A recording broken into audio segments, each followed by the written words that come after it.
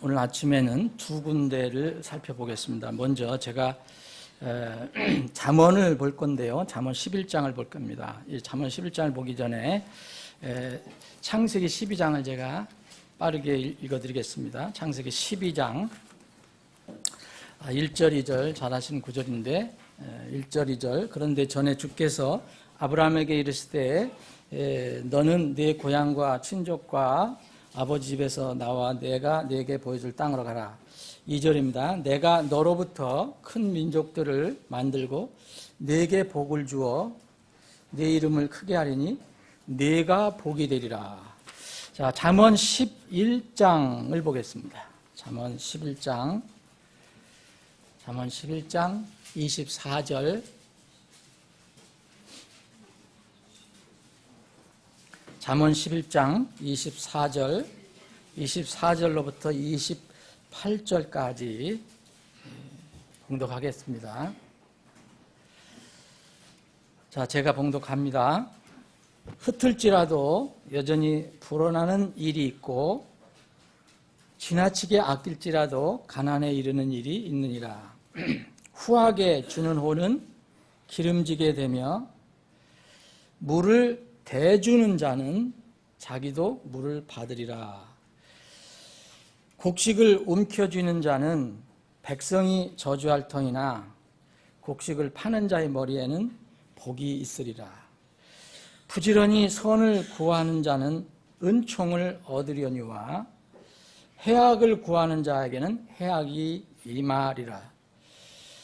자기 재물을 신뢰하는 자는 넘어지려니와 의로운 자는 나뭇가지처럼 번성하리라. 아버지 하나님, 오늘 복된 주일 아침 저희들을 하나님의 집으로 불러 모아주시고 우리에게 필요한 생명의 양식을 공급해 주셔서 감사합니다. 이 시간 이 말씀이 우리에게 진정한 생명의 양식이 될 것인지 아닐 것인지는 듣는 우리의 마음에 혼에 달려 있습니다. 주님, 우리 마음을 열어주시고 주님의 성령으로 충만케 해주셔서 이 주님께서 주신 말씀이 참 달콤한 하나님께서 우리에게 공급해 주시는 귀한 음식, 양식이 되게 해 주시옵소서. 거룩하신 예수님의 이름으로 기도하옵나이다. 아멘. 벌써 이번 주가 구정을 하면 새해잖아요. 또 새해인데 우리가 지난 1월 새해를 맞이한 지가 어제 같은데 벌써 오늘이 세 번째 주일입니다. 그죠? 5일, 12일, 19일. 그때 우리가 서로 복을 많이 빌어줬는데, 그죠? 새해 복 많이 받으라고. 3주 동안 여러분들 얼마나 받으셨는지 모르겠습니다. 3주 동안. 저도 여러분들을 위해서 늘 기도하면서 또 뭐랄까요, 복을 빌어준다는 게 좀 그런데 우리가 오늘 본 말씀에 되어 있는 것처럼 영어로 블레스 한다고 그러죠. 이렇게 남에게 좋은 일이 일어나도록 간구하는 것. 이 여러분들을 위해서 목회자로서 기도하고 또 축복하는 그런 기도를 합니다. 그런데 이것은 이제 어떤 지역교회 담임 사역자로서는 당연히 이렇게 해야 될 일입니다. 바울 사도는 순회 설교사였는데 사실 이 사도도 각 지역교회 기억나는 사람들을 위해서 늘 기도한 거 여러분들 아시지요? 성경에도 기록을 해놓고요. 그리고 또 자기를 위해서 또 기도를 해달라고 부탁을 했습니다. 제가 담임사역자로 있는 한 여러분들을 위해서 계속 기도를 합니다. 여러 가지 어떤 기도 제목을 나온다든지 여러분들이 뭐 하는 거 있잖아요.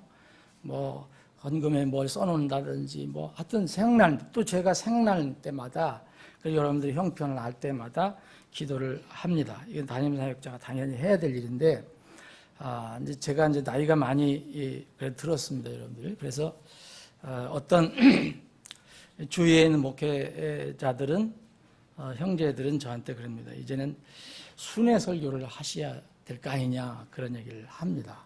순회 설교자 역할을 해야 될 거 아니냐. 그런데 순회 설교자는 그런 짐에서 좀 벗어나게 됩니다. 그래도 아는 분들을 위해서 기도하지만 각 지역교회를 맡고 그 성도들을 위해서 책임지고 하나님께서 맡겨주신 그 사역을 할 때하고는 좀 다릅니다.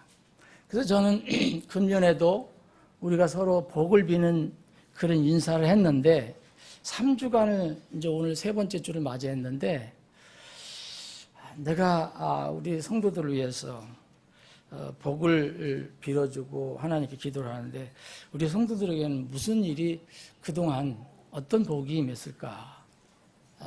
이제 여러분들의 간증을 들어보지 못했기 때문에 잘 모르겠지만 그런 생각을 해봤습니다. 자, 우리가 아무리 복을 빌어주고 제가 기도하고 또 그 기도를 하나님께 들어주신다 하지만 하나님께서 정해놓으신 원리, 하나님께서 이 만들어 놓으시는 어떤 법칙이란 법칙, 영적 법칙을 무너뜨려 가면서까지도 하나님은 우리의 기도를 들어주시는 건 아닙니다. 무슨 말씀이냐면 우리의 모든 기도를 들어주신다 했지만 하나님, 거룩하신 하나님이 정해놓으신 어떤 영적인 원리까지 무시하면서 그때그때마다 마음이 이리 왔다가 저리 왔다가 하는 식으로 그렇게 하시지는 않는다는 거예요. 그래서 제가 계속해서 지금 지난 이제 연말부터 이제 복에 관해서 살펴보고 있는데 가장 사람들이 좋아하는 복에 관해서 살펴보고 있는데 여러분들 기억하실 수 있는 분들은 기억해 보십시오. 마지막 주에 제가 로마서 4장을 가지고 당신은 복을 받았느냐, 당신은 복 있는 사람이냐 이런 주제로 말씀을 드렸고 오후에도 하나님께서 인정하시는 의인이라고 인정하시는 사람의 복에 관해서 또 말씀을 드렸어요. 그리고 송구영신 예배 참여하신 분들은 12월 31일 날 여러분들 기억하시는 분들 있을 겁니다. 데살로니가 4장을 가지고 갈 곳이 있는 사람의 복이란 말씀을 드렸어요. 갈 곳이 있다는 것, 자기가 어디든지 갈 수가 있다는 것, 인생이 끝났을 때 갈 곳이 있는 사람의 그 행복, 복에 대해서 말씀을 드렸고 첫째 주 일요일에는 이 창세기 1장에 있는 말씀, 7장에 있는 말씀을 가지고 이 하나님의 하루와 세상의 하루, 그래서 복받은 노아에 관한 이야기를 드렸습니다. 그리고 그 오후에는 창세기 1장과 시편 1편의 말씀을 가지고 이 경건한 자들의 한 해, 그래서 소극적인 방향으로 하나님으로부터 복을 받는 그런 방법, 최소한 소극적으로 하지 않는 것, 이 경건하지 않는 사람들과 어떻게 할 것이냐, 죄인들과 어떤 관계를 맺을 것이냐, 모욕하는 자들에 어떻게 할 것이냐. 그래서 어떻게 걷고 어떻게 서고 어떻게 앉을 것인가. 인생이 이거잖아요. 인생은 걷고 서고 앉는 것뿐이에요. 다. 여러분 눕는 것도 마찬가지입니다. 앉는 거에 들어가는 거죠. 그리고는 다 이게 해당되는 거예요. 이럴 때 어떻게 할 것이냐. 소극적인 방법으로 복을 받으려면 이렇게 해야 된다라고 하셨고 또 적극적인 방법으로는 하나님 말씀을 기뻐하고 그 말씀을 주야로 묵상하는 사람들에 대한 복을 말씀드렸습니다. 오늘도 여러분 이 두 군데에 있는 말씀을 가지고 여러분들이 좋아하시는 제목을 달았습니다. 저도 좋아하는 제목입니다. 복을 받으라. 그리고 남에게 복이 되라. 성경에서 나오는 복은 영어로는 bless라고 합니다. 이거는 복을 주다, 축복을 해주다, 또 찬송을 하다 됩니다. 사람은 하나님께 복을 줄 수가 없잖아요, 여러분. 근데 똑같이 이 성경에는 사람이 하나님께 블레스할 수가 있다고 그랬어요. 그럼 우리가 우리의 복을 뭐 꺼집어서 하나님께 드리는 게 아니고 그 하나님께서 우리에게 풀어주신 것에 대해서 감사해서 찬양을 하는 걸 얘기합니다. 송축하는 거. 여러분들 지금 마음으로 하나님께 감사하고 예배드리는 것도 그것도 블레스예요. 하나님을 그렇게 하는 거예요. 하나님 속에서 하나님께 지금 불평하고 저주하고 그런 사람 없을 거 아닙니까? 이게 블레스거든요. 근데 이 오늘 창세기 12장 2절에 있는 말씀에 보면 이 복을 이렇게 빌어주는 거, 축복하는 거하고 또 그 명사형으로 되어 있는 복, 축복, 이게 한꺼번에 나오는 절입니다. 이곳 전에 이제 첫 번째로 쓰인 것이 하나님께서 창세기 1장 22절에 쓰였어요. 1장 22절. 1장 22절은 하나님께서 이제 창조를 쭉 하시잖아요. 첫째 날, 둘째 날, 셋째 날, 넷째 날, 다섯째 날. 그 전에는 무생물을 창조하시고 다섯 번째 날은 비로소 움직이는 것을 창조하세요. 움직이는 것. 그래서 이때 움직이는 모든 피조물, 동물, 곤충 이런 것들, 새를 창조하십니다. 그리고 그들에게 복을 주었다라고 말씀하셔요. 번성하라고 말씀하십니다. 그리고 여러분들 잘 살펴보시면 그 6일째에는 정말 움직이는 것에 제일 머리, 누구죠? 사람을 만드시잖아요. 사람을 만드시고 남자와 여자를 만드시고 그 남자와 여자에게 복을 주셨다. 그들에게 복을 주셨다라는 말씀이 있습니다. 그런데 여러분들이 4일 동안 5일째 동물을 만드셨는데 4일 동안 창조하신 것에는 하나님께서 보기에 좋았더라 이런 말씀이 있어요. 그런데 복을 주셨더라, 축복하셨더라 이런 말씀은 없습니다. 하나님께서 언제 쓰기 시작했냐면 움직이는 동물 때부터 쓰기 시작해요. 5번째 날 그리고 6번째 날. 그럼 식물은 도대체 뭐냐? 식물도 하나님께 다 복을 주시니까 다 자라고 먹고 피고 막 그러는 거 아닙니까? 그런데 하나님의 마음은 어디에 있느냐 하면 이 움직이는 거 있는데 움직이는 거에서도 제르댐인 사람에게 있다는 거죠. 하나님 형상을 따라 지음받은 사람에게. 그래서 이 4일째까지는 그 축복했다는 말은 없어요.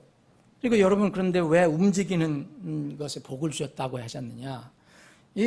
계속 읽어보시면 이제 남자와 여자에게 복을 주셨다 그랬을 때 여러분 그 다음에 보면 아담과 이브에게 그동안 만드신 것, 채소, 과일 이런 것들을 다 먹을 거로 주세요. 복을 주신 것입니다. 하나님께서 그렇게 하신 것입니다. 또 동물도 마찬가지예요. 동물도 이제 5번째 이제 날 창조하신 동물에게 또 그 전까지 창조하신 채소를 먹도록 주셔요. 그 이후로는 계속해서 이제 하나님께서 이렇게 움직이는 사람들에게 복을 주시고 아담에게 복 주시고 또 5장에 보면 아담에게 다시 복 주셨다는 말씀이 또 나오고 또 이제 그 아들들에게 또 복을 주셨다. 아담의 아들들에게 복을 주셨다. 그리고 이제 비로소 9장에 나가면 사람이 하나님을 블레스하는 게 나오는 거죠. 하나님께서 이렇게 다 축복을 주셨어요. 그리고 나니까 이제 9장에 가서 9장 26절에 보면 주 곧 셈의 하나님을 찬송하리로다 이런 말씀이 나와요. 찬송하리라다는 바로 블레스입니다. 그 다음에 오늘 창세기 12장 2절 말씀이 나와요. 여기 2절 말씀에 보면 여러분 잘 아시는 구절이지만 여기에는 아브라함에게 하신 말씀인데 아브라함에게 복을 주신다. 여긴 깊은 의미가 들어가 있어요. 복을 주신다는 이렇게 말씀하셨고 내가 너에게 복을 주리라. 그런데 또 무슨 말씀하시냐면 내가 복이 되리라 그랬어요. 내가 복이 되리라. 여기에 하나님께 세우신 영적인 원리가 있습니다. 오늘은 정말 다 잃어버려도 이것만큼은 기억하고 남은 한 해 동안 정말 우리가 원하는 하늘로부터 오는 복, 하나님부터 오는 복을 받는 그런 한 해가 되기를 바랍니다. 아브라함의 복에 담겨있는 이 영적인 원리는 아주 단순합니다.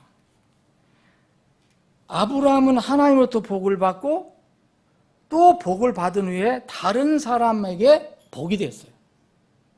아브라함이 세운 민족, 아브라함 통해 세워진 민족이 이스라엘, 그래서 이스라엘이 또 다른 민족에게 복이 돼요. 또 잘못하면 저주가 될 수도 있어요. 그래서 너를 축복하는 자는 내가 축복하고 복을 주고 너를 저주하는 자는 내가 저주를 주겠다. 이런 말씀까지 3절에 하십니다. 남에게 복이 되기 전에 무슨 말씀이냐면 내가 먼저 복을 받아야 한다는 거예요.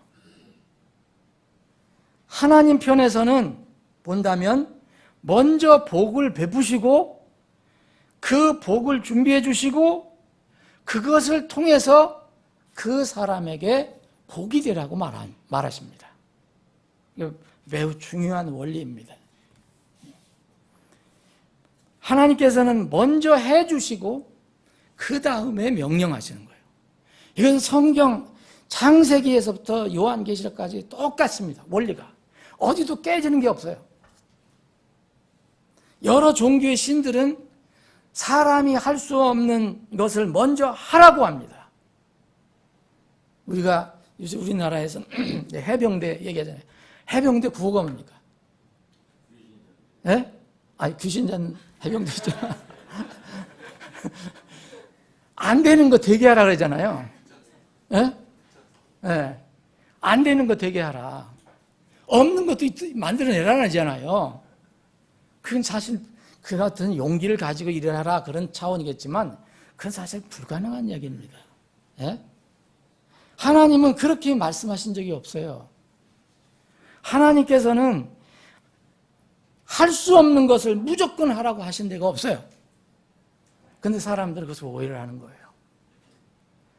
할 수 있도록 먼저 주시고 준비해 주시고 능력을 주시고 그 다음에 뭔가 하나님께서 우리에게 명령을 하세요. 권면을 하세요. 그런데 이 단계 전에 또 하나의 단계가 있어요. 그게 뭐냐면 명령하실 대상에 대한 부르심이 있어요. 부르심. 부르심에 순종해서 응답하는 것이 모든 복, 곧 자신이 복을 받고 또 복받은 내가 다른 이에게 복이 되어주는 복의 출발점이 되는 것입니다. 부르심에 순종하여 응답한 사람에게 하나님께서 뭐 하셨냐? 먼저 능력을 주신다는 거예요. 뭔가 갖춰주시는 거예요. 그래서 사람들이 좋아하는 그 복을 주신다는 거예요. 그 다음에 그 복, 그 하나님께 주신 능력, 그 하나님께서 베풀어 주시는 은혜를 바탕으로 해서 하나님께서 권면하세요. 하나님께서 명령하세요. 여러분 혹시 성경 읽다가 이게 왜 나한테 너무 힘든 거 아니야? 왜 나한테 이런 말 하셔? 왜 강단에서 저런 설교가 또 나와? 혹시 그런 적이 있습니까? 그 여러분 아직 하나님을 오해하셔서 그래요. 여러분 때로는 구원받지 못한 사람들이 성경 읽을 때는 오해가 될 수도 있습니다. 근데 만약 구원받아 하나님의 자녀라면은 절대 오해할 게 없어요. 왜냐하면 이 절차를 하나님께서는 반드시 지켜주시기 때문입니다. 이 원리를 벗어나서 피조물 인간이나 성도들에게 하나님께서 하시는 것은 아무것도 없어요. 정리하면 역순으로 명령을 주신다 그러면 명령 전에 은혜와 능력을 주셔요. 그리고 은혜와 능력을 주시기 전에 하나님의 부르심이 있어요. 부르심. 순종한 사람에게 주신다는 거예요. 물론 하나님께서 일반적인 그런 복은 주셔요. 보편적인 복 있잖아요. 창조를 통해서 주시는 복 있잖아요.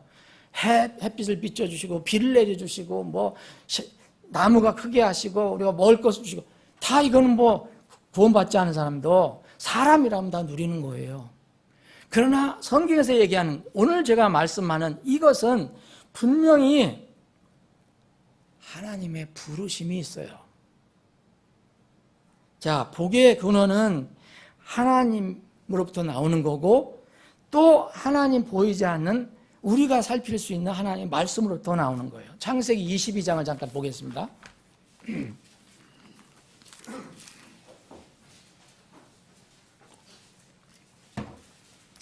하나님께서 아브라함에게 창세기 12장에 그렇게 약속을 하셨어요. 일방적인 약속이에요. 언약이에요. 이건 복, 정말 복이에요. 복인데 이제 어떤 상황에도 바뀌지 않아요. 그런데 하나님께서 아브라함을 테스트를 한번 하시거든요. 사실 아브라함을 위한 것도 있지만 사실 우리를 위한 겁니다. 이거는 성경을 보는 우리를 위한 거예요. 이 아들 이삭을 바치라는 그런 명령을 했잖아요. 아브라함이 정말 철저히 순종합니다. 하나님 말씀을 철저히 믿었기 때문에. 왜냐하면 자기 아들을 통해서 자기 씨를 통해서 복을 주시겠다고 얘기했거든요. 민족을 만드시고. 그러니까 아들을 바치라고 해도 이삭을 바치라 해도 하나님은 하나님이시니까 또 다른 아들을 주시든지 이삭을 또 다시 살려내시든지 그렇게 할 것을 분명히 믿었기 때문에 아무 이유 아무 적이 없이 불평 없이 그냥 드렸어요. 성경 뭐랍니까? 다시 살릴 것으로 믿었다고 그랬어요. 예. 그렇게 해서 이제 하나님께 드렸습니다. 그랬더니 이제 하나님께서 이렇게 말씀하십니다. 16절에 보면 이르되 주가 말하노라 내가 나를 두고 맹세하노니. 여러분 이거 뭘 얘기합니까? 하나님께서 하나님 자신을 두고 말씀하시는 거예요. 이거 얼마나 확실한 겁니까, 여러분? 하나님이 누구를 보증을 세울 수 있어요? 보증인을 만들 수 있어요? 하나님의 하시는 일을 확실하게 하기 위해서 누구 보증을 세울 수 있는 사람이 있느냐고 얘기해요. 피조물을 어떻게 보증을 세워? 창조주가. 그래서 스스로 이런 표현을 쓰신 거예요. 내가 나를 두고 말하거니와 내가 이 일을 행하여 내 아들 곧 내 유일한 아들을 아끼지 아니하였으므로 내가 네게 복을 주고 복을 주며. 여러분 17절에 보면 또 이런 말씀하세요. 12절에 보면 12장에 보면 복을 주겠다 얘기했어요. 근데 여긴 또 뭐라 하냐요? 복을 주고 복을 준다 그랬어요. 여러분 이것도 성경이 우연이 아닙니다. 예? 그때 분명히 복인데 이렇게 하는 것을 보고 더 복을 주시는 거예요. 아브라함에게 약속한 복이 있었어요. 거기에 또 다른 복이 또 더 하나님께 풍성히 주시는 거예요. 또 내 씨를 하늘의 별들같이 바닷가의 모래같이 번성하게 하려니 내 씨가 자기 원수들의 문을 소유하리라. 이런 말씀은 12장에는 없어요. 더 구체적으로 하나님께서 이렇게 풍성하게 내려주신다고 말씀하세요. 18절입니다. 또 내 씨 안에서 땅의 모든 민족들이 복을 받으리니 이렇게 말씀하세요. 그리고 나서 이는 네가 내 음성에 순종하였기 때문이라. 자, 사랑하는 여러분, 아브라함은 자신이 복을 받은 것뿐 아니라 그의 씨, 곧 이스라엘이 복을 받게 되고 또 이스라엘을 통해서 다른 이방 민족들도 복을 받게 됩니다. 그래서 아브라함은 자신이 복을 받고 또 복이 됩니다. 이스라엘이 복을 받고 또 이스라엘이 민족들 가운데 복이 됩니다. 이것은 무엇 때문에 되는가? 하나님의 부르심에 대한 순종이 있었기 때문에 가능하다는 거죠. 여러분 이 원리가 이 창세기 22장에 나와 있는 그 이삭, 헌물 제물로 바쳐진 어린 양의 모형인 이 예수님이 이 땅에 오실 때도 이 똑같은 원리로 오셔요. 초림도 똑같은 원리로 오시는 거예요. 여러분 로마서 읽어보시면 이 예수님이 순종했기 때문에 다른 사람들이 복을 받았다라고 얘기합니다. 여러분들이 만약 하나님께서 무엇을 말씀하셨는데 순종하지 않으면 여러분들도 복을, 그 부분에 대해서 복을 못 받지만 그것을 통해서 여러분들의 가족이나 이웃이나 친구나 사람들에게 복을 줄 수 있는 것이 막히는 거예요. 이 원리를 잘 한번 생각해 보세요.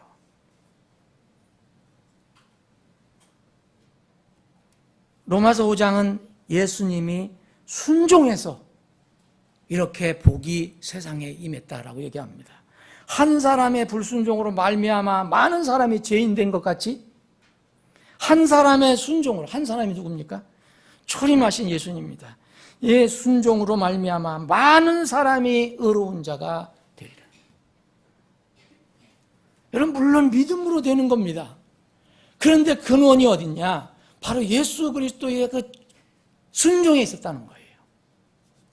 아브라함의 순종은 그것으로 끝나지 않습니다. 여러분 구원받은 사람들의 순종은 그것으로 끝나지 않습니다. 놀랍게 자기뿐만 아니라 복이 되는 일을 한다는 것입니다. 이것이 성경에서 하나님께서 세워놓으신 영적인 원리입니다. 빌립보서 2장 이 순종에 관해서 정말 감동스럽게 기록한 거 아닙니까? 하나님께서 이 예수 그리스도를 보냈는데 예수님은 어떻게 순종하셨느냐? 여러분 우리가 그걸 어떻게 압니까? 여러분 하나님과 예수님 그 사이에 있었던 걸. 그런데 성경은 밝혀주고 있잖아요. 예수님께서 뭐까지 순종하셨습니까? 죽기까지 순종하셨다 그랬어요. 죽기까지 순종해서 하나님께서 그 아들이 순종했기 때문에 그 다음에 뭐라고 하셨느냐면 보세요. 그분은 하나님의 형체로 계심으로 하나님 동등함을 강탈로 여기지 아니하셨으나 스스로 무명한 자가 되어서 예수님이 자기 후에 종의 형체를 취하시고 사람의 모습이 되셨으며 사람의 모양으로 나타나서 자기를 낮추시고 죽기까지 순종하셨으니 곧 십자가의 죽음이라. 그러므로 빌립보서 2장 9절에 보면 그 이유가 나와요. 결과가 나와요. 그러므로 하나님께서도 아버지께서도 그분을 곧 예수 그리스도를 높이 올리시고 모든 이름 위에 있는 이름을 그분에게 주사 하늘에 있는 것들과 땅에 있는 것들과 땅 아래에 있는 것들의 모든 무릎이 예수라는 이름에 굴복하게 하시고 또 모든 혀가 예수 그리스도는 주시라고 시인하여 하나님 아버지께 영광을 돌리게 하셨느니라. 예수님 생애를 보세요. 예수님 하나님이세요. 근데 예수님은 그 모습을, 그 원리를 그대로 우리에게 보여주셨어요. 가장 하나님의 명령, 하나님의 부르심에 순종해서 그래서 이 땅에 육을 입고 오셔서 또 이 땅에서 철저히 순종하시면서 마지막 순종, 마지막 십자가에 죽기까지 순종을 하셨습니다. 그 다음에는 누가 하시는 겁니까? 그 다음엔 내가 하는 게 아닙니다. 그 다음에는 하나님이 하시는 거예요. 이 원리를 여러분들 아셔야 됩니다. 사실은 제가 20몇 년 동안 목회를 했지만 사실 이걸 전했지만 맨날 다른 것 같지만 사실 원리는 이 원리예요. 사람들이 가장 선호하는 것 뭡니까? 여러분 가장 그래도 선호한 게 뭡니까? 돈이죠. 솔직하게 정직하게 얘기하시는 거예요. 그거. 저도 돈 있으면 좋아요. 돈을 주는데 그거 돌이다 하고 집어준 저는 채용장군도 아니고 돈 좋아요. 재물 좋아요. 물질 좋아요. 잘 쓰면 좋기 때문에. 재물, 물질, 사람들이 그렇게 걱정하는 앞으로 경제가 어떻게 될까 걱정하는 생계 가장 선호하는 거잖아요. 여기에도 동일한 원리가 적용됩니다. 우리의 재물 창고가 가득 차고 우리의 공장이나 생산 시설에서 여러분 사업하시는 분들은 물건이 많이 나오고 정말 잘 팔릴 수 있는 그런 물건이 많이 나오고 가게를 하신 분이라면 그 가게가 그냥 불티나듯 그 매출이 잘 되고 또 식당 하시는 분들은 사람들이 밀려와서 잘 팔리고 또 우리가 직장을 다닌다거나 일터에 있다면 소득이 팍팍 늘어나고 이거 다 원하죠. 그런데 이 하나님께서 주시는 원리는 그거는 원하는데 결과는 원하는데 그 앞에 있는 것은 원하지 않는 사람들이 많습니다. 잠언 3장을 보겠습니다.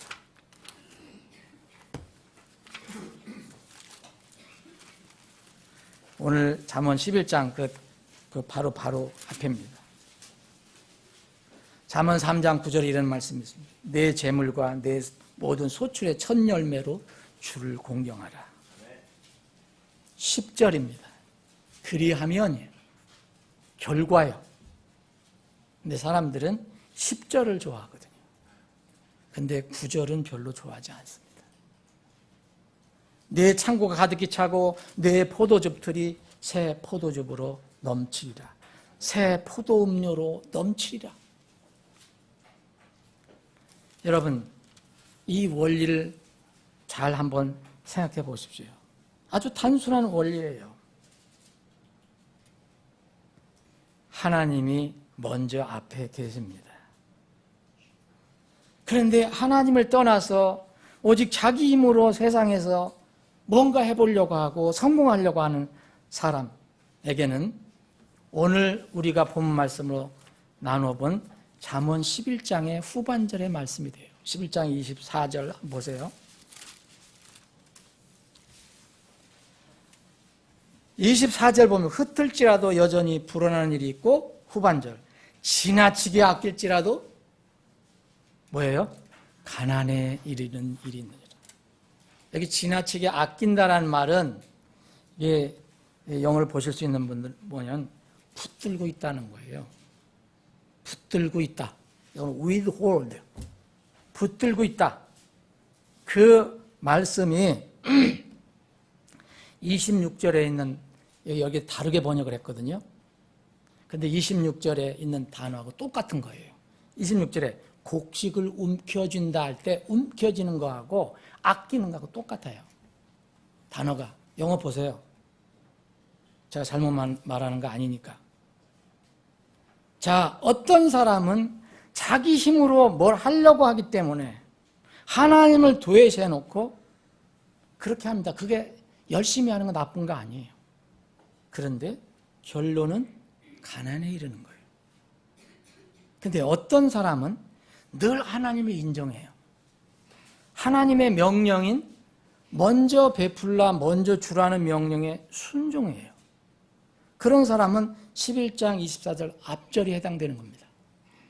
어떤 사람이 물질이나 무슨 자기 재능이나 무슨 뭐를 갖다가 흩은다고 그랬어요. 흩으면 풀어준다는 거죠. 흩을지라도 어떻게 됐어요? 그 다음은 누가 합니까?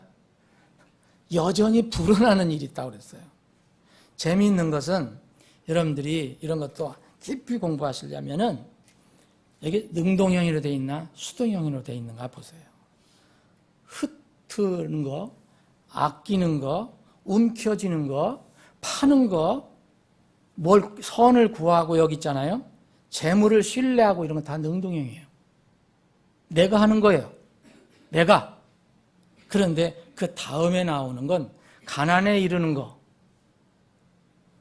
복이 있는 거, 은총을 얻고 여기 그랬잖아요.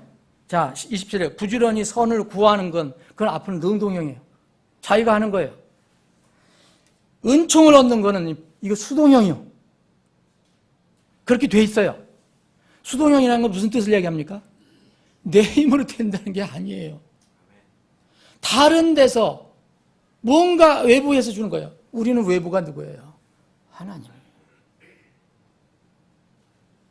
또 해악을 은총을 얻는 거예요. 부지런히 선을 구하는 자 은총을 얻는 거예요. 해악을 구하는 거예요. 구하는 자 자기가 해요. 근데 해악은 어디서 와요? 해악이 자기에게 오는 거예요. 자기가 해악을 구하는지도 사실 몰라요. 28절에 자기 재물을 신뢰하는 거. 누가 신뢰해요? 자기가 신뢰하는 거예요. 그런데 넘어지는 건 자기가 넘어지는 거 아니에요. 의로운 자, 나뭇가지처럼 자기가 번성해지는 거 아니에요. 뭔가 외부의 힘에 의해서 번성해지는 거예요. 그 원리를 가르쳐주고 있는 겁니다. 어디든지 여러분들 한번 살펴보세요. 다 똑같습니다. 하나님을 늘 인정하고 산다는 거. 오늘 또 11장 25절 후하게 주는 혼 기름지게 된다 그랬죠. 후하게 주는 건 자기가 하는 거예요.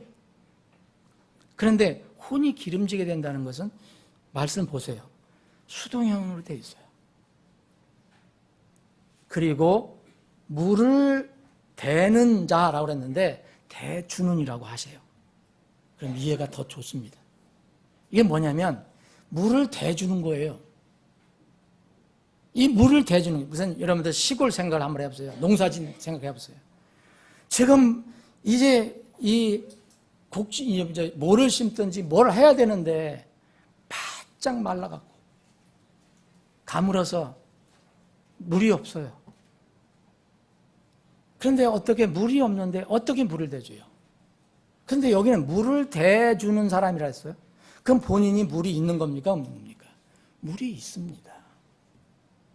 물이 있는 사람이 물을 대주면, 다른 사람에게 물을 대주면 또 자기도 또 물을 받는다는 거예요. 자기가 물을 받는 건 누구한테 받는 거예요? 하나님께서 받는 거예요. 여러분, 물이 전에 있는 것도 하나님이 주신 것이고, 내가 물을 다른 사람에게 대줬어요. 내 논은 물이 이제 들어왔어요. 그런데 옆에 논을 보니까 너무 말랐어요. 그래서 내 논에 꼴을 터서 조금 물을 대주었어요. 그랬더니 내 논이 물이 없을 것 같았는데 또 물이 들어오더라는 거예요. 이게 하나님의 원리예요. 저는 농사 지을 때 그렇게 하는지 안 하는지 잘 모르겠어요, 실제로. 그런데 우리 삶 속에서 그렇다는 거예요. 이것이 신약에서 동일하게 하나님께서 가르치는 원리가 있어요. 똑같아요. 여러분, 마태복음 7장을 한번 보세요.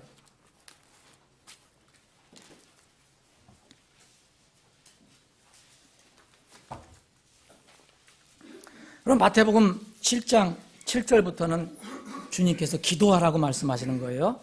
기도하라고, 구하라고 얘기하시잖아요.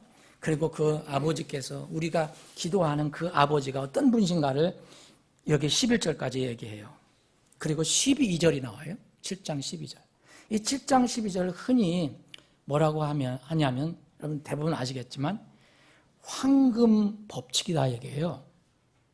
황금율이라고 그래요. 황금율. 황금율, 황금 법칙이다. 이게 뭐냐? 그러므로 무엇이든지, 다 이렇게 다 기도에 관해서 말씀하셨어요. 그리고 나서 그러므로 무엇이든지 사람들이 너희에게 해주기를 바라는 대로 너희도 그들에게 그와 같이 먼저 행하라. 이것이 율법이요 대언자들이라. 율법 대언자를 묶으면 한마디로 얘기하면 뭡니까? 하나님 말씀이니라 해요. 자, 여기 구하는 거 하나님께 주시는 겁니다. 그렇죠? 하나님께 주시는 거예요. 하나님께 다 오는 거예요. 그럼 내가 구하는 게 있어요. 그러면은 내가 구할 것이 저 사람에게도 필요하다 생각하는 게 있으면 보이면 그걸 주라는 거예요. 그러면 하나님께서 또 채워주신다는 거예요. 근데 그 주실 때, 여러분들이 줄 때 그 주는 게 없는 것을 주라고 하시지 않아요. 이미 하나님께서 은혜로 주신 것을 주라고 그래요. 다른 말씀드리면 다른 종교의 신은 없는 것을 내놓으라고 그래요. 없는 걸. 근데 성경에 계신 하나님, 성경에서 밝히신 하나님은 먼저 다 베풀어 놓으시고 그것을 주라고 말씀하십니다. 사랑하는 여러분, 이것이 하나님의 영적인 원리예요. 말하면 우리가 지난 연말부터 지금까지 복에 관해서 얘기하는데 다음 주까지도 복에 관해서 말씀드릴 거예요. 이 정말 복, 세상 사람들이 얘기하는 이 복이 우리는 성경에서 어떻게 하나님께서 말씀하시는가를 알기 때문에 우리는 믿음으로 적용할 것이냐 아닐까 거기에 달려 있어요. 세상 사람들은 모르는 것이 많잖아요. 결코 하나님은 먼저 주시지 않고 없는 사람을 쥐어짜시는 게 아니에요. 여러분 종교 생활하면 안 돼요. 하나님의 자녀가 아닌데 뭘 가서 복을 받기 위해서 뭘 내고 뭐 하고 하는 거는 이건 하나님과 관련이 없어요. 그거는 정말 다른 이방 신들이나 하는 거예요. 하나님께서는 하지 못하는 사람들에게 결코 그런 명령 주신 적 없어요. 그런 명령을 주시기 전에 먼저 하나님께서 능력을 주시고 남에게 물을 대주라고 하시기 전에 먼저 넉넉한 물을 주시고 자기 밭이나 땅이나 강에 물이 바짝 없어서 말랐는데 그 사람에게 어찌 다른 사람이 물을 주려고 대주라고 그렇게 하시겠는가? 그런 분은 결코 아니시라는 거예요. 재물을 주시고 소출을 주시고 그것을 받은 사람에게 내 재물과 내 소출의 첫 열매로 주로 공경하라 하는 것인 거예요. 여러분 여기 잠언 3장에 있는 길게 말씀드릴 수가 없지만 9장에 내 재물로 주를 공경하라 하면 되는데 뭐 또 말씀하셨습니까? 내 재물과 또 뭡니까? 내 모든 소출의 첫 열매가 뭡니까? 여러분 쉽게 기억하시고 쉽게 분간하실 거예요. 재물은 우리가 가지고 있는 모든 거고 내 모든 소출의 첫 열매는 유동성 있는 거예요. 그때마다 나타나는 거예요. 요새 같으면 소득이에요. 농사지면 그 한 해 농사를 진 거예요. 이 원리는 변함이 없습니다. 하나님께서 창세기서부터 창세기도 나오잖아요. 아브라함 멜기세덱에게 드린 거, 하나님께서 법칙으로 만들어 주신 거, 또 고린도 교회의 바울 사도가 내가 하나님께서 너를 축복해 준 대로 번성하게 해 주신 대로 모아라. 원리 똑같아요. 사랑하는 여러분, 하나님께서는 뭐가 없어서 부족해서 사람의 도움을 받으시려는 게 아니라 복을 주시려고 하시는 거예요. 복을 주시려고. 제가 우리 성도들을 위해서 기도하면서 어떻게 복을 받게 해야 되는데 이 문제가 잘 해결돼야 되는데 그리고 정말 저들이 늘 기쁜 얼굴로다가 정말 복 받고 산다라고 얘기해야 되는데 무슨 재주가 있어야지요. 제가 아무리 봐도 무슨 신묘막직한 무슨 그런 영험한 재능도 없고 그런 사람 있잖아요. 기도하면 뭐가 되고 뭐가 하는데 그런 것도 없고 그것은 답답해요. 그런데 하나님의 말씀을 보면요. 제가 못해주면 아르키오는 줘야 되겠다. 그래서 하나님께서 올해 이 복에 관한 이야기를 하게 하셨는지도 모르겠어요. 다른 사람들은 몰라도 우리 사랑하는 지체들은 정말 하나님께 준비하신 복을 받아야 될 거 아니에요. 내가 너를 복을 주고 아브라함에게 또 내가 복이 되리라. 여러분 하나님께서 여러분 고린도 교회 이 초세기 교회에 고린도 교회라는 게 잘 아시죠? 근데 이 고린도 교회는 없는 교회가 아니었어요. 정말 많이 있었던 교회예요. 대산학교 교회나 빌립보 교회 같으면 만약 요새 저기 하면 이게 우리 고촌이 뭐 잘 사는 동네는 아니잖아요. 그래도 비교해서 또 왜 잘 사는 동네인데 왜 아니냐고 그러면 또 제가 할 수 없고 어쨌든 근데 하여튼 강남과 비교해 보세요. 그러면 강남에 있는 교회가 예를 들어 여러분들 이해를 쉽게 하기 위해서 그런 거예요. 강남에 있는 교회가 고린도 교회예요. 대산의 교회하고 빌립보 교회는 고촌에 있는 교회예요. 그런데 그 고린도 교회에게 하나님께서 바울을 통해서 계시해 주신 걸 보세요. 다른 교회에는 그런 말씀을 많이 안 하셨어요. 고린도 교회에게 주셨어요. 하나님께서 주신 것 있는데 그거를 잘 활용을 못하는 거예요. 그래서 그 원리를 알려주신 거예요. 고린도서 9장 6절에 보면 이런 말씀이 있어요. 다만 내가 말하려는 바는 이것이니 곧 인색에게 뿌리는 자는 또한 인색에 거둘 것이요 후하게 뿌리는 자는 또한 후하게 거두리라는 것이라. 저마다 자기 마음속에 정한 대로 드릴 것이요 마지못해 하거나 억지로 하지 말지니 하나님은 즐거이 내는 자를 사랑하시니. 무슨 드림에 관해서 또 이게 하나님이 또 나와요. 하나님이 보고 계시는 것처럼 얘기하잖아요. 하나님을 억지로 하지 말지 하나님은 즐거이 내는 자를 사랑하시니. 보고 계시는 것처럼. 사실 보고 계시겠죠. 고린도후서 9장 8절에 하면 하나님께서 능히 모든 은혜를, 자, 그 다음에 바울 사도가 고린도 교회에게 그렇게 얘기해 준 거예요. 하나님께서 능히 모든 은혜를 너희에게 넘치게 하시나니. 고린도 교회에게 주신 거 누구를 위해서, 누가 주신 거예요? 분명히 하나님께 주셨다고 얘기하잖아요. 이것은 너희가 항상 모든 일에서 모든 것이 넉넉하여 모든 선한 일을 위해 풍성하게 하려 하십니다. 그리고 19절 이후로 보면 10절 또 이런 말씀이 있어요. 씨 뿌리는 자에게 씨를 제공하시는 분께서. 여러분, 씨 뿌려 나가죠. 그럼 씨 내가 어떻게 한 거예요? 어디가 사왔을 거 아니에요, 우리는. 근데 여러분들이 복음의 씨를, 사랑의 씨를 뿌릴 때는 그거 어디서 여러분들이 만든 거예요? 하나님부터 온 거예요. 물질이나 건강이나 내 재능이나 모든 것, 시간이나 다 해당되는 거예요. 내가 뿌릴 수 있는 것을 하나님께서 미리 제공하신 거예요. 제공 안 하시면 물 댈 수가 없어요. 여러분, 하나님께서 물을 대주시지 않았으면 내가 어떤 다른 사람에게 물을 대줄 수 있습니까? 씨 뿌리는 자에게 씨를 제공하시는 분께서, 그러면 이제 아까 창세기 22장에 했잖아요. 내가 복을 주고 또 복을 주리니. 이제 너 양식으로 빵도 제공해 주시고 씨를 주셨어요. 근데 빵도 제공해 주세요. 너희가 뿌린 씨도 번성하게 해 주세요. 그리고 너희의 의의 열매도 늘어나게 하시느니라. 다 하나님께 하세요. 사랑하는 여러분, 이 부분에서 바로 이 자리에 믿음과 불신앙이 길이 갈라지는 거예요.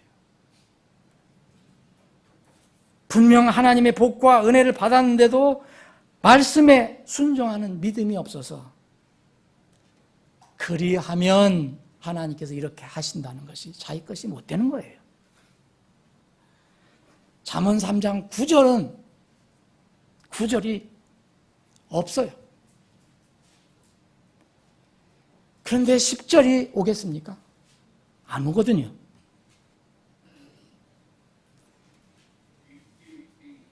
복이 결과라면 형통은 과정입니다. 과정이 없이 결과를 바라는 것은 정말 허황된 거예요.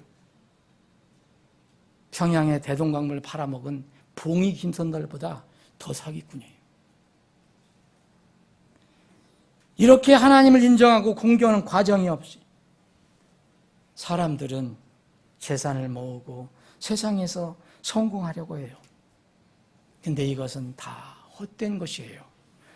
우리가 보기에 저 사람 하나님 믿지도 않는데, 저 사람은 하나님을 때로는 대적하는데 돈도 많고 건강하고, 하나님 눈에는 그거 다 허무한 거예요. 시편 127편 1절에 보면 주께서 집을 세우지 아니하시면 그것을 세우는 자의 수고가 헛되며, 주께서 도시를 짓지 아니하시면 파수꾼의 깨어있음이 헛되도다. 그리고 나서 시편 127편 2절에는 이런 말씀합니다. 너희가 일찍 일어나고 늦도록 앉아있으며 고통의 빵을 먹음이 헛되도다. 하나님이 없는 상태에서 빵도 없고 뭐 잘 되고 있을 수도 있어요. 그런데 하나님 볼 때는 그 헛된 거예요. 여러분, 형통을, 여러분 먼저 결과를 생각하지 마세요. 형통을 먼저 생각하세요. 과정을 생각하세요. 그리고 하나님께서 베풀어 주신 것을 먼저 생각하세요. 이 삶을 산 사람이, 대표적인 사람이 요셉입니다. 요셉은 특성이 이겁니다. 주와 늘 동행했다. 상황이 어떠든 간에 주님과 함께 동행했다. 주님께서 또 그와 함께 하셨다. 그래서 성경은 그를 보고 형통한 사람 이렇게 불렀습니다. 주께서 요셉과 함께 하심으로 그가 형통한 사람이 되어, 형통한 자가 되어 그의 주인 이집트 사람의 집에 있더니 그의 주인이 주께서 그와 함께 하심을 보고 주께서 그가 행한 모든 일을 그의 손에서 형통하게 하심을 보았느니라. 여러분, 아브라함에게 하나님이 복을 주셨어요. 아브라함이 순종하고 하나님 따랐어요. 복을 주셨어요. 근데 아브라함이 그것으로 끝난 게 아니라 아브라함이 복이 되었습니다. 요셉은 혼자 형통한 게 아니라 다른 사람에게도 형통함을 전해주는 사람이 됐어요. 심지어는 이방인 그 보디발까지도, 그리고 감옥에 있는 간수까지도. 감옥에 갇혔잖아요. 형통한 사람이 감옥에 갇혔어요. 감옥의 간수는 그의 손에 무엇을 맡겼든지 그것을 돌아보지 않았으니 그는 주께서 그와 함께 하셨기 때문이다. 감옥에 있는데 뭐 주께서 나와 함께 하셔. 하나님 계신 거야? 살아계신 거야? 어디 가신 거야? 마실 가신 거야? 방학한 거야? 우리 육은 그렇게 되잖아요. 뭐 하나 조금 저게도 금방, 우리 형제자매들 사이 뭐 하면 금방 사랑하다가도 금방, 예? 하나님 안 계신 것처럼. 요셉은 그런 사람이 아니었어요. 감옥에 갇혔을 때 여전히 하나님이 그와 함께 하셨다 그랬고요. 그리고 나서 그 결과를 보세요. 그래서 창세기 39장 23절에 보면 주께서 그가 행한 일을 형통하게 하셨더라. 여러분, 형통하게 해주는 것을 좋아해요. 복을 받는 걸 좋아해요. 근데 먼저 형통한 자가 되는 것을 원하지 않아요. 그게 사람의 문제입니다. 말씀을 정리하겠습니다. 세상 모든 사람은요, 자신도 복을 받고 남에게 복이 될 수 있습니다. 누구든지 될 수 있어요. 이것은 정말 진정한 복은 하나님의 구원의 부르심이에요. 누구든지 원하는 자는 다 내게로 오라. 너희들 와서 값없이 생명수를 마셔라. 구원을 받아라. 은혜로 내가 선물을 너에게 구원의 선물 주겠다.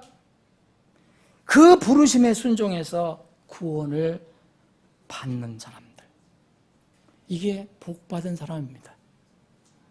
그러면 그 복을 받은 사람은 또 복을 전할 수가 있는 거예요. 복이 될 수가 있는 거예요. 구원의 부르심에 순종해서 구원의 복을 받은 사람은 누구나 또 하나님의 일에 쓰임을 받기 위해서 부르심이라는 게 있어요. 남은 인생을 전념해서 전부 하나님께 드린 전임 사역자만 꼭 부르심이 아닙니다, 여러분. 구원받은 사람은 다 부르심이 있어요. 자신의 일터에서 일을 하면서 세상 속에서 빛과 소금이 되라는 일반적인 부르심이 있어요. 전임 사역자이든 그냥 일반적으로 부르신 일꾼이든 내가 주님으로부터 복을 받고 또 그 받은 복을 남에게 복이 되는 것, 그 사람이 될 수가 있습니다. 사랑하는 여러분, 여러분들이 그런 분들이, 그런 사람들이 되기를 바랍니다. 올해 2020년은 하나님께서 준비하신 이런 복을 받는 여러분들이 되시길 주님의 이름 축원합니다. 기도하시겠습니다.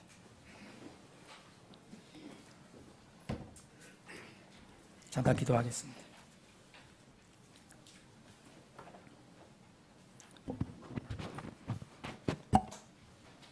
세상에 당신은 사랑받기 위해 태어난 사람이라는 그런 노래가 있었습니다. 지금도 불려지고 있는 것 같습니다. 이것은 누구에게 불러야 하는 그런 노래입니까? 이것은요, 아직 거듭나지 않은 죄인들에게 부르는 노래입니다. 하나님의 사랑을 아직 모르는 사람들은 하나님의 사랑을 받기 위해 태어났다고, 하나님께서 그렇게 부르셨다고 믿어야 합니다. 여러분, 하나님 사랑을 받았습니까? 하나님의 사랑이신 예수 그리스도를 진정한 마음으로 모셔드렸는가? 이것이 바로 질문입니다. 만약 그렇게 했다면 다시 태어난 것입니다. 다시 태어난 거듭난 하나님의 자녀가 된 것입니다. 여러분, 모든 사람은 한번 하나님의 구원의 사랑을 받기 위해 태어난 사람이지만 다시 태어난 사람에게는 왜 다시 태어났는지 여러분들 아실 것입니다. 나도 복을 받지만 다른 사람에게 복이 되기 위해서 내가 다시 거듭난 것입니다. 이 축복의 영적인 원리를 모르면, 믿음으로 실천하지 않으면 우리는 늘 영적으로나 물리적으로나 곤고한 가운데 있게 됩니다. 주 예수님께서 하신 말씀, 즉 주는 것이 받는 것보다 더 복되도다. 이 주님의 말씀이 우리의 삶 속에서 강력하게 역사해서 영적인 복과 필요한 물질의 복을 충만히 받으시는 2020년이 되기를 다시 한번 하나님께 간절히 구합니다. 아버지 하나님, 오늘 말씀을 통해서 우리에게 주신 그 귀한 생명 그리고 영적인 원리를 잊지 않고 올해 남은 기간 믿음으로 실천하여 복을 받는, 그리고 남에게도 복이 되는 우리 교회 모든 지체들이 되게 해 주시옵소서. 거룩하신 예수님의 이름으로 기도합나이다.